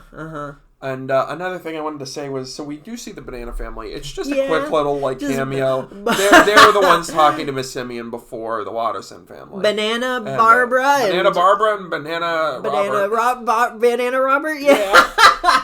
Banana Barbara, who is an extremely important character. Somehow is an extremely important character. But they all we see is them running out. They're because they made Miss Simeon made them cry. And she's like, "You get enough minus in parenting." Yeah, what did she say? What did Banana Barbara think of that? Did she see that coming? She probably knew that was going to happen. Miss Simeon was going to yell at her that night. I'm so sorry if we peaked the mic a lot there, because I'm looking at the waveform and it's really tall. But that line, "you get an F- in parenting," made me think, how do they raise Banana Joe? I'd love to see that. What is their parenting style? Honestly, I mean, we see them a little bit, but they're just all in sync with each other. It's basically just them running out. Mm-hmm. But so then they Miss Simeon notices the Watterson family hanging out with the parents and talk to them. And why did Nicole even let Richard come to this without pants on? Did she notice? Yeah, why did she not notice that? Oh, yeah, she did, didn't she? Yeah, because she tried to put the pants on, right? And then he got I feel like she wouldn't do that in the later seasons. She'd be like, "You have to wear these," and she would insist. I'm pretty sure they go to a school function again later, and he's wearing pants, I think. Oh, yeah. Yeah, I'm fairly certain. But I honestly kind of wish we had seen a little bit more of their conference. Like, I was kind of a little bit more interested in that than what was going on at home. I had that, too. I was really hoping that would be like a little B-plot. I thought it would be funny, but we didn't get it. I don't think we need it. I think it just would have been funny. But it would have been... I think the episode would have benefited for it. But, so then we don't see them very long. Yeah, they kind of just talk like, are you aware your husband's not wearing any pants, I think is the joke. and then they pretty much cut away. Where your husband's not wearing any pants? Your husband's not wearing any pants. Yeah, and then we go back to the Wattersons, and these the same kids kind are of still shit. continuing to not be very good for this girl. They are not good babysitters. Yeah, they take her to the park. On a leash. On a leash! Which is pretty funny. And they drag her along, and then they run into... Or did you have something before that? Oh, yeah. Do you have this character's name? Marvin. His name is Marvin. Yeah, that's... And he's voice actor. It's his first appearance, and his voice actor for this season specifically is unknown. Unknown? Yeah, that's what... I looked on Wikipedia. Not credited? I don't know. I didn't look in the credits. The credits. Because I guess I should have done that. I didn't think about it until now. But that's just what the Wikipedia told me. But interesting. We'll look. We'll see if it's on there. Yeah. I also think there's this little scene with him, and he just bites him. Yeah, that's a great one. And the Gumball and Darwin say something stupid again, and we see the first Anais face palm. Yeah. Which is like a recurring thing that she does a lot, and it even becomes the plot of an episode. Yeah, we see the face palm. That's very important. It kind of makes me want to think we should keep tallying that. Yeah, like, all her this face is Anais' face palm too. Because I think in that episode they show, like, they flashback to some, I think, don't they? And then also they come back and they feed her food, and it's like a sardine. Yeah, it's like a sardine, a boot. On 2 slices of bread, a milk, and a boot. And it's like, I was wondering, why the fuck did these two think she can eat a boot? Because they're fucking idiots, I guess. Yeah, I mean, it's all boils down to. That's all very childlike, very cartoony that I don't think they would continue to do. Yeah. But then she spits it up on them, and I gotta say, Darwin's face is very funny when the shit's all on him. He's just like, his eyes are just kind of covered, and he's kind of got this goofy little smile. It's so funny. Yeah, they regurgitate the food. It's fucking gross. But then they try to give her a bath, and then Darwin's like, but wait, water bad. Yeah, even though he's a fish. I guess that makes him twice as aware, because he's like, well, I know I can breathe in this, but no one else can. Yeah. And then we see their bathroom door, and it has WC on it, which I think is very cute. WC? Mm-hmm. What's that stand for? I don't know what that stands for, but that's like a term for a bathroom. Oh. Is a WC. I don't know what the word is, but it's a very like old, like antiquated term. Maybe it might be one of the things European sensibilities. Oh, there you go. From the show. I did see Anais, she put bath toys in the bathtub, did. which is very cute. She has bath toys. She has bath toys. And like when she makes a bath for herself, she wants to play with her little toys. That's very cute. It's I very love cute. whenever Anais gets to just be a child. And there's one note that I remember saying when we watched this episode, and it was how the fact that the boys respect her boundaries. Yeah. You know, like she's like, I forget what they say to her, but they give her like a towel or something, and she's like, all right, fine, get out. Or that's a towel because they told her to dry clean. And she's like, all right, get out, and they get out. You know? Yeah, And because it's you know, just if a this nice was little- actual kids and it was a 4-year-old, they probably would have stayed in there and watched. Yeah. And that's kind of weird, especially with Anais being so much more like mentally developed. Yeah. But yeah, they try and get her to put on a diaper so she doesn't have any accidents. And I thought she probably grew out of diapers as soon as she learned motor control in her hands. She probably didn't like she need diapers probably very knew long. how not to use a diaper like before she got out of them because she probably knew at like 12 months. Gumball probably had diapers on for a little too long. Yeah, but she tricks them into like leaving their bedroom through the window, and she locks them out. And I noted Gumball actually puts the diaper away in his pocket, and he pulls it out later. So it's Yeah. like there's actually some continuity That's there. cute. Oh, and one thing I noticed with this sequence is like they never hang out on the roof. If I was these boys and I had a bedroom that had hang out on that that roof so right much. out there, I'd fucking hang out on that roof. And I would say like that was a missed opportunity. And there's another line where basically Anais is on the top bunk of the bunk bed, and she's kind of like making fun of them, like, now I can do this, now I can do that. And then she says, I hope I don't have an accident, in reference to the diaper. She says, on your bed, while she's on the top bunk. Yeah. Doesn't Gumball usually take the bottom bunk? I thought the They top don't bunk have was bunks. hers. He has a bunk, but oh yeah. Yeah, Well, wait. Darwin's in the fishbowl. Gumball takes the bottom bunk, and doesn't Anais take the top bunk? Do they even? But they don't have separate bedroom. Or they have separate bedrooms later, don't they? No. All three of them, kids, stay in that one bedroom, I thought. The whole time? I thought so. Huh. I thought so. I mean, I could be wrong, but I could 'cause have I sworn, know. like, we don't see them all in there using it as a bedroom often, but I'm pretty sure we do see them in there. Like I think there's an episode with Granny JoJo or something where they get grounded and they all get put in that bedroom and stuff like that. Like, they're all told, there's go so to many your room, and episodes they all go in later there. that start with like them waking up, and like Anais is never there. Yeah, I mean, maybe she's just an early riser. And It's just a weird detail. We'll have to watch more. I bet you she probably wakes up at the same time Nicole does to go to work, and then she has a coffee. Yeah, she probably does. But She's going to be this short for the rest of her life because her growth is stunted. I guess we'll just pay attention to that as we go. Yeah, keep that in mind, I guess. But anyway, the bathtub ends up flooding the house, and the boys the can't whole get house back is completely inside. full. And Anais is freaking out, and so they decide to go through the sewers. And they pop up through the toilet. And of course, Gumball can't breathe because they're like swimming the whole time. And so another kind of queerly framed moment, they kiss again. I mean, obviously they're not really kissing; they're sharing oxygen, but it looks the exact same as a kiss. Yeah, and they're doing that again. But another thing I said was, I love anytime we get to see Darwin's fish side. Anytime we get to see his like fish biology benefit them. Yeah. I love it every time. And I it love when happens a that lot. happens with any character. Any character gets to use like their biology to do something unique that another character can't do. It's one of my favorite things and about this show. it's really great how often that happens too.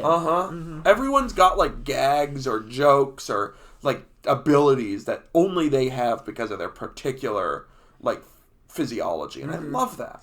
Yeah. But anyway, so they get back inside, and of course they're all stuck inside, and then Darwin eats some fish food. Why do they have fish food? was that from old fish food from when he was still a fish? I guess, probably. But like, he doesn't eat fish food anymore. Doesn't but he eat ate fish that. food. He I still guess he can. will eat He it. wants to. I guess he But likes it, but he eats, doesn't. Normal person food too, I guess. Yeah. And so the couch ends up blocking the fireplace. The fireplace is kind of acting as like a suction point or whatever. All the water's draining out of it, but the couch has it blocked. And so Anais like recognizes that and drags the other two to push it. And I realized like, if they couldn't push this and move it out of the way, Darwin would have watched these two drown in front of him. That'd be traumatic. That would have been so traumatic. But yeah, we just watched what I think is the funniest part of this episode. They come out of the fireplace and it shoots out because there's like a bunch of water pressure, and it flings them up into the air like hundreds of feet into the air. And obviously the water spell ends and they start falling. And Gumball Gumball pulls out the diaper from earlier, and he's like, "Don't worry, guys. We can use this diaper as a parachute and it'll help us from saving from the fall." And then before he can finish talking, they all splat onto the ground face first. Like That killed them. They all become like 2-dimensional, even though they're already 2-dimensional. But they're drawn as like completely flat. They're like boxes. And then I love when Gumball puts his face up, he just has a little tear in his face. Another example of how these boys are they're allowed to cry. They express love that. pain. They express pain and like sadness. Yeah, that's and like stuff. that's probably the best moment of the episode. It's so funny. And I love when Nicole opens the door and all the water comes out. Oh, the water comes out. That's another great. Like this show does slapstick really well. Oh, and it only gets better. It only gets better. I'd like to say too, we're coming up on the point where Nicole realizes they're all okay, and you might want to go back so you can see this. She hugs Anais and is like, "I'm so glad you're okay." And I think there's an animation error. Oh, really? Her hand has actually been behind her head. Nicole's yeah. Anais's head. I Yeah, don't that's think it's supposed to be that way. Yeah. So I noticed this weird little animation Unless error. it's, unless it's supposed to be like her arm. Presumably, because otherwise her Like, it's arms very don't weirdly. make sense. Yeah. But yeah, she hugs her, and they're like, "Oh, you're not upset that we destroyed the house?" And she's like, "Well, I'm not angry. Angry doesn't begin to describe it." She gets all angry, and they come inside. And my, you know what? This also might be my favorite Richard's part. line. Richard's line is so cute. It's so great. sweet. He's so broken. He's so pained by coming in and noticing the TV's been burnt, and he asks, "How can you burn the TV underwater?" That's also a great delivery And there. I also wanted to point out that when they do something bad, Nicole responds with anger, but Richard responds with sadness. I mean, that's a reoccurring theme of this whole show. Like they have their own different like styles of reacting to the children. And as we learn later, he's great with these kids. And I even put a little sad emoji right next to that note. How could you burn a TV underwater? It's so earnest. It's just so so good. earnest. He's so upset. sweet.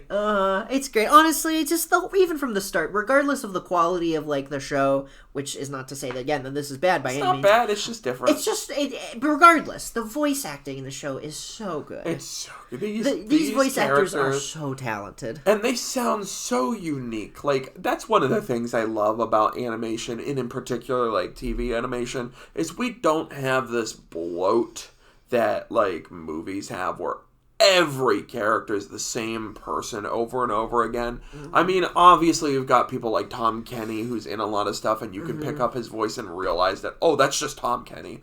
And there's a bunch of people like that are in the industry.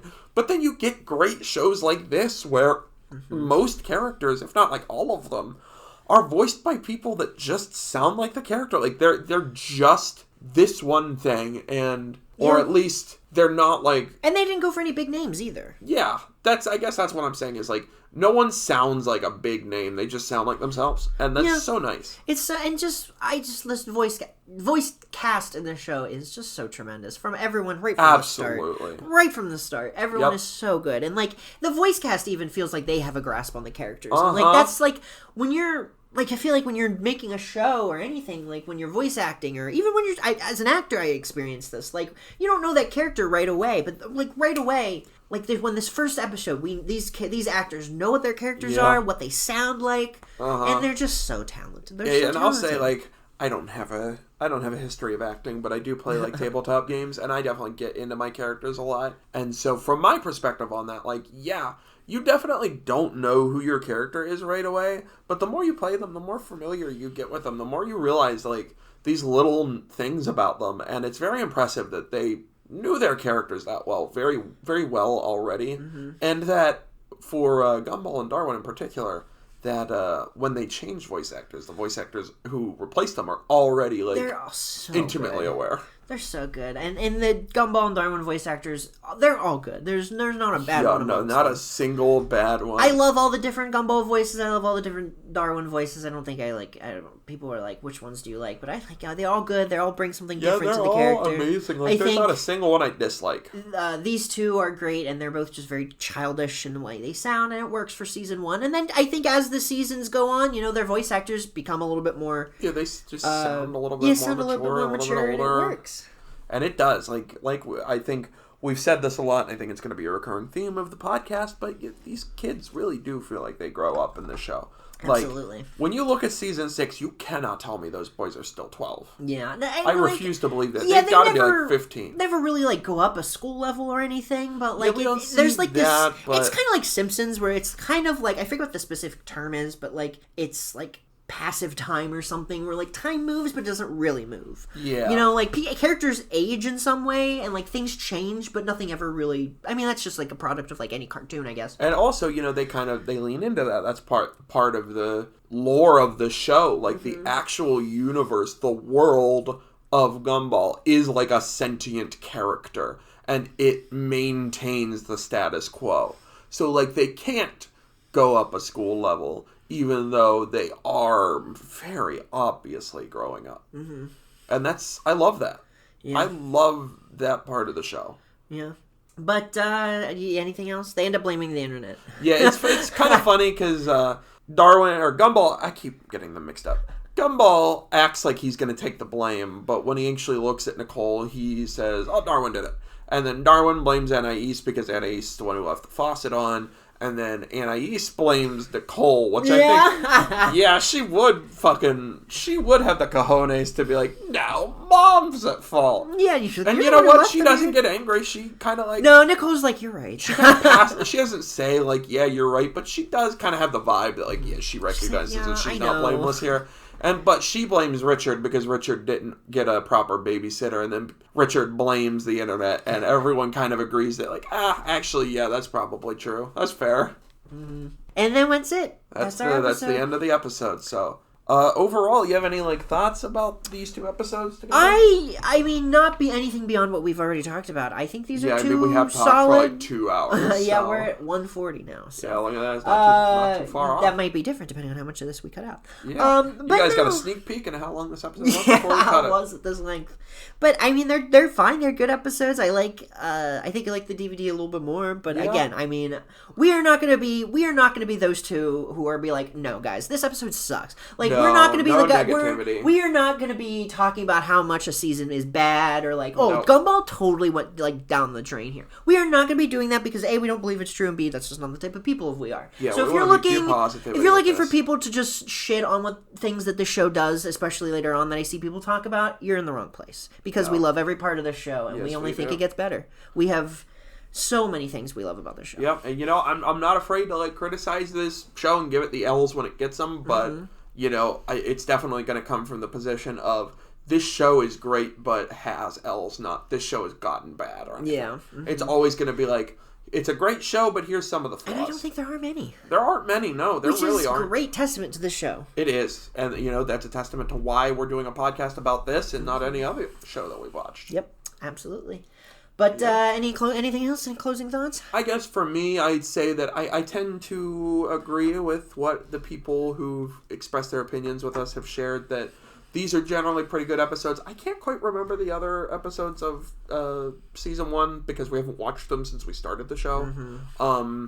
I do recall them being like not as good as this, so I do think these are really good previews into the show, and I think you know, the DVD being the last episode of season 1 that was produced, despite being the fact that it is episode 1, I think that's a great decision they made, that they let us have the last episode first, because it really does feel like when you're watching this episode, you're getting a taste of what the show can be. Yeah. You're not getting a taste of like what the show is in season 1. Mm-hmm. You're getting a taste of what season 1 is at its best, I think. Mm-hmm. And that I think it's definitely true. The season 1 does not go bad. Like we said, we're not going to be negative about it. But it isn't always this good. Yeah.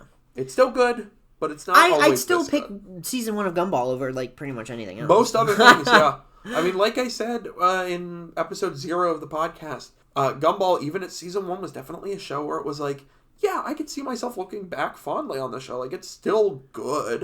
It's still the show I would have tuned into at the time if I knew about it. It's still very good. It's just, when you compare it to what it becomes in season 3 and 4 and 5 and 6, it's just, season 1 just can't compete with that. But honestly, it is not a fair competition. It's not a bad problem to have. It is not at all a bad problem to have, no. Mm-hmm. But join us next week where we're going to talk about The Third and the Debt, which I'm very excited about. Third and the Debt. Because that'll be our first Mr. Robinson episode, which I'm very excited about. We are a Robinson Stanning podcast here. I'm so excited for all of our Robinson episodes. Can't wait to introduce Gaylord. Gaylord, yeah. I can't wait to talk about our old boy Gaylord. Oh boy, Gaylord. Alligators off the train.